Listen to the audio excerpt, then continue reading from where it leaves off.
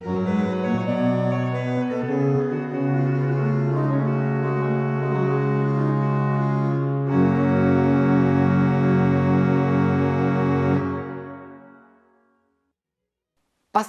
number 2. Let's analyze the compositional process of this passepied. So we are in B flat minor. Why? Because if we had the first passepied in B flat major, the second one is in B flat minor. Here I'm just noticing I haven't written the patterns, but let's do it. So what's the rhythm I'm using here? Here we have a more a stronger rhythm, a rhythm with the strongest accent of beat number 1. So that's why we have the dot here, this way. Pam pam pa pa pam pa pa pa pam pam pa pa, or better, pam pa pa pam pam pa pa pam pam pam pam pam pam pam pam pam pam. As you can see. Pam pa para pam pa para pam para pa pam, where this note is the upbeat of the following phrase. Remember that in the passepied the upbeat is very important. Pam pa para pam pa para pam para pam pam. Here it is. And so we have the thesis, the true thesis arriving here, and the preliminary thesis arriving here. Okay, now let's play the structure and let's see what's happening.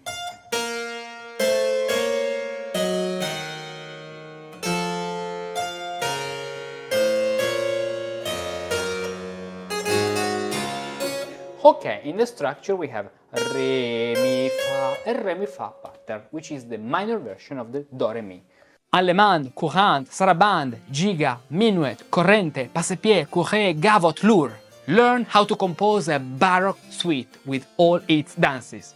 Study the compositional techniques of each dance. Analyze the work of the great composers and compose 2 full suites together with me. Discover Suite and Dances, the 3rd level of the Musicus Practicus Baroque Path. Go to this link, explore everything you will learn, and start today with the free levels on the Musicus Practicus Academy free. Then choose the complete path that suits you best and get ready to compose your first Baroque suite as if you had lived in the 18th century. A Re, Mi, Fa pattern, which is the minor version of the Do, Re, Mi. We can see this here. Re, Mi, Fa, and with the use of trills. Re, Mi, Fa, Sol, Fa, Mi. And as you can see, Fa, Sol, Fa, Mi. This completes the first half phrase, which is followed by another half phrase. And in the bass we have this continuous of 16th.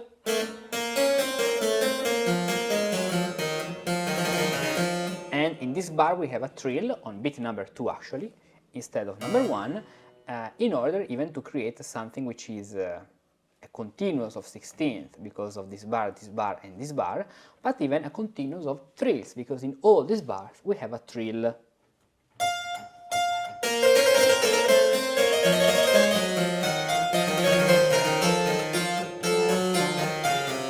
Then the next phrase, as you can see, which is 4 plus 4, is very similar to the first part because the first 2 bars, let's say, that are almost the same, at least in the right hand. In the left hand we have the first note, which is a D instead of a B flat. This is the only difference because then these 3 notes pa, pa, fa, are the same. Ta-ra-ram. We have D instead of B flat just because we are arriving from F, so a kind of alto cadence in this point, alto cadence. La, la, fa. And then the last 2 bars are different because instead of closing with a cadence to the 5th degree, we close with a cadence to D flat major, so the major relative. This way. Re, re, mi, fa, sol, la, fa, mi, fa, mi, do with a trill. So let's play now the structure. Re, mi, fa, sol, fa, mi, la, re, mi, fa, sol, la, fa, la, sol, fa, mi, do, this way, la, sol, fa, mi, do. And with our figurations, as you can see, even if we have different melodies, especially where there is the modulation to B flat, the cadence to D flat major, the rhythm tends to be the same, these two notes and these two notes, in order to keep a coherence.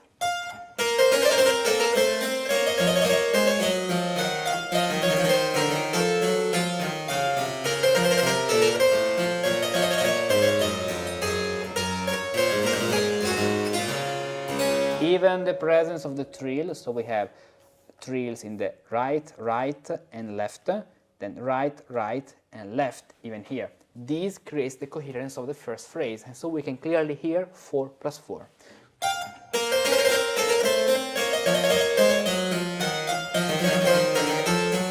D flat actually.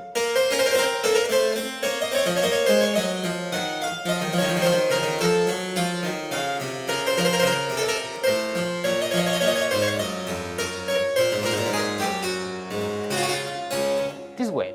Then we have the next phrase. What's happening in the next phrase? In the next phrase we have, first of all,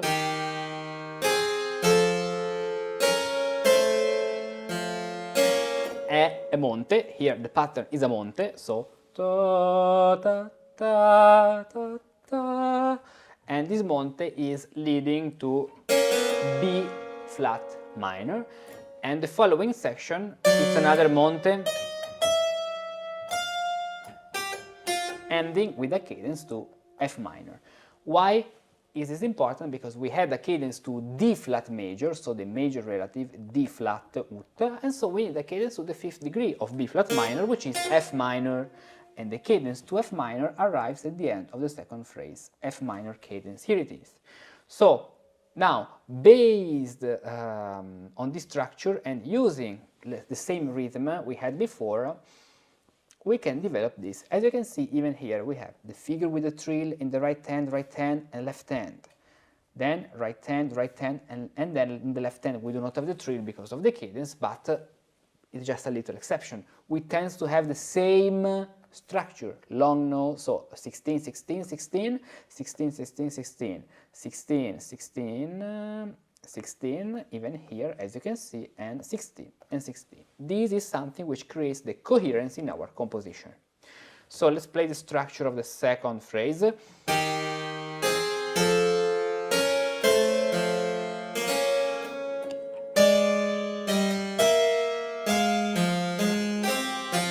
This way. Okay, and now let's play the development.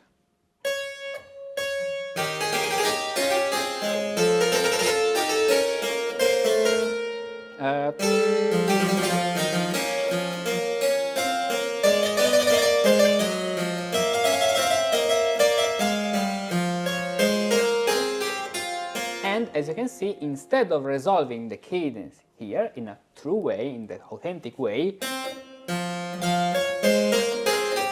I wanted to do this imitation. So we had the tied note which takes a syncopation at the top, and so I wanted another tied note in the bass which takes the syncopation, and so thanks to this syncopation, which is, remember, which is one of the unexpected accents of the Passepied, I can better connect this to the next phrase, and so I can have a connection which is, so this creates instability, and so the fact that it creates instability pushes the speech forwards. Then we have the next section. Let's see the next phrase, which is actually the last phrase. Let's play the structure. Here it's a little 3 down 2 up, we can say, where we have ta tan tan tan. Instead of this, an octave down, followed by This is a half cadence, as you can see. A half cadence to the 5th degree of B flat minor, because we are moving towards the end.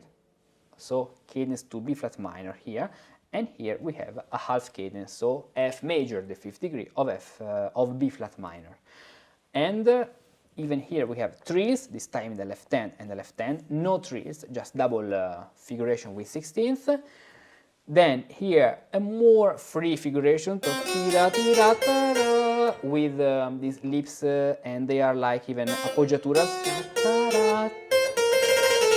And this note is the upbeat of the last 4 bars. So what's happening here? It's something moving toward the cadence, which is the 5th degree of F sharp minor, so of B flat minor, so F major, and then the last 4 bars are Re, Mi, Fa, Sol, Fa, Re, Fa, Mi, Do, Re. What's happening here in these last 4 bars is what we had at the beginning, so let's say the last 2 bars, we could say, yes, the last 2 bars, and the 2 last bar actually are just a cadence, which is more stable to B flat minor in order to conclude the piece. So let's play the structure of the last phrase. 3 down, 2 up, we said. Let's even write it. 3 down, or better, we have 2 up here and then 3 down crossing the bar. 2 up and 3 down.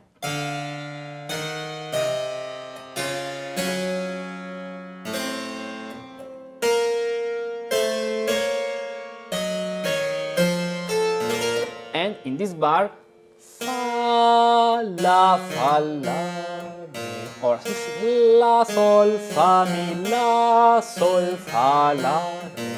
We have the hemiola, as you can see, especially in the bass, because in the right hand we have actually our trills, so the hemiola is more enhanced in the bass. Now let's play the development, starting from the last 2 bars we had before.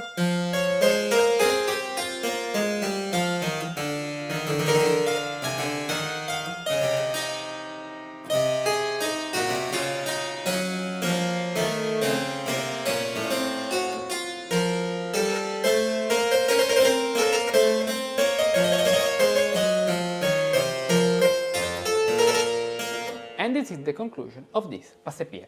And after this Passepied, you have to repeat the entire Passepied number 1. And so the Passepied is completed. And this is the analysis, or better, the compositional process I've been following to compose this Passepied. And so let's move on to the next video. If you need some guidance to write and compose a Passepied, contact me so we can work together on your specific needs. Every self-respecting Baroque composer wrote at least one suite with their own dances. Think of Bach's French suites, Handel's suite, or harpsichord partitas by other great composers. Composing a suite is a true challenge. Each dance has its own rhythms, phrasing, style, and unique character. And if you don't study how each one works, you risk writing an allemand that sounds like a gavotte, a French courante that feels like a sarabande, or a minuet that turns into a passepied. No, no, no! What you need is structure, method, and the right knowledge. That's why I created an entire level on the Musicus Practicus Baroque Path dedicated to composing a complete Baroque suite with all its dances.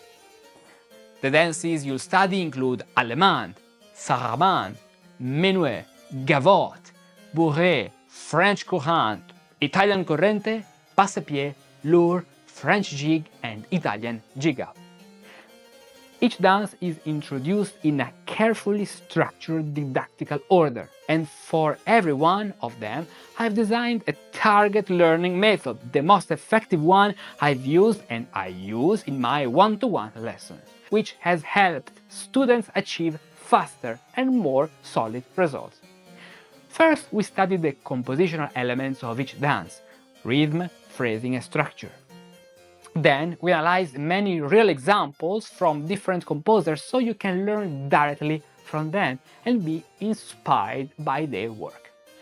Finally, the active part. We compose 2 full suites together, writing 2 dances for each type, one in B flat major and the other one in B minor, to explore the expressive richness of both major and minor modes.